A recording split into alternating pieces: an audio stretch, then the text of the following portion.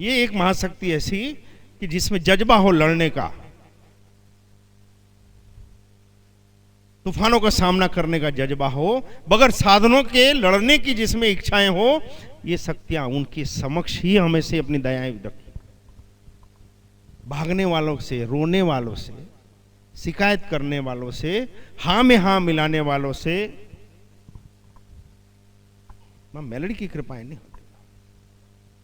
जैसे लोग बोलते हैं तलवारों से जंग जीती जाती है, कुछ और ज्यादा अच्छे रहते हैं सुधरे हुए तो बोलते भैया म्यान से भी तो कई बार डराया जा सकता है, पर मेरा अनुभव है कि खाली मूठ पकड़ा देती है मां मेलडी हाथ में और मेरी श्रद्धा से बढ़ आगे बढ़ा। उसका जीता जागता उदाहरण 10 साल पहले पहने कपड़े निकले और आज कितनों को कपड़े मिल रहे हैं उसी तरह, वो भी मन्नत के सिवाय नहीं लिया जाता तो यह हाल। भेंट नहीं होना, आपकी सौगात नहीं होना, दान धर्म नहीं होना, यहां हक का होना कि आप खुश हो जाओ, आपको तृप्ति हो जाए, तब आपकी मन्नत। एडवांस में भी नहीं होना, और ऐसी कोई हो ही नहीं सकती कि मां मेलडी के समक्ष अपनी प्रार्थना रखो और उसकी इच्छा पूरी ना हो। वो एक बच्ची बोल रही थी, मेरी फ्रेंड आई, उसने ये मांगा, हो गया। अरे भैया जो आया गया उसको तो तुरंत मारी देते हैं, ले चल जगह खाली कर, पर जिसको मच बेटर देना हो उसको ठोक ठोक के देते। ये मेरी दयाओं को संभाल सके, मेरी शक्तियों को ये जी सके, उसको मार मार के, ठोक ठोक के और ऑक्सीजन में रख रख के 3 साल तक है, 3 साल तक उसको ऑक्सीजन सिलेंडर में मारी रख के जीवाते। कमी कुछ नहीं रहेगी, लेकिन टेंशन फ्री। अरे हम तो आज तक टेंशन फ्री नहीं है, होना भी नहीं है हमारे, हम ऐसा नहीं बोल रहे हैं। जय मणि हरिओम नगर की बात है। हम लोग लौकिक दुनियादारी को जब हम मन से छोड़ के बाहर आए 2006 में हरिओम नगर, तो हमारे पास रुपया 2 लाख, पूरे 2 लाख अपनी मां अपने साथ, न कोई धंधा, न कोई रिश्तेदार, न किसी से लेना न किसी से देना। ये प्रॉमिस करके निकले थे कि माड़ी बोली 1 साल किराए में रखूंगी, धंधा कुछ करना नहीं, जितना बोलूं उतना करना। आप मानोगे क्या ये वचन को? हाँ जी, कुछ नहीं करना, बैठ, जितना बोलूं उतना करना। और 2 बच्चे हो, आपकी घरवाली हो, तो आप चुपचाप बैठोगे? ऐसी भिंडियां तोड़ने की आदत है। मानता है कि नहीं? समर्पित है कि नहीं? वचन पे खड़े रहेगा कि नहीं? जब कुछ काम ही नहीं, हम बोले माते को, माते अपने काम करेंगे, शांति से माड़ी की सेवा करेंगे। 2 लाख रुपया है, बजट बनाओ, किराया 3300 रुपया मकान का, इलेक्ट्रिक बिल इतना, दूध का और बच्चों की फीस, गैस सिलेंडर इतना लगेंगे, इतना राशन पानी लगेगा, 12 महीने का भरो झंझट, फिर कितना बच रहा है, चलो टूर में होके आते।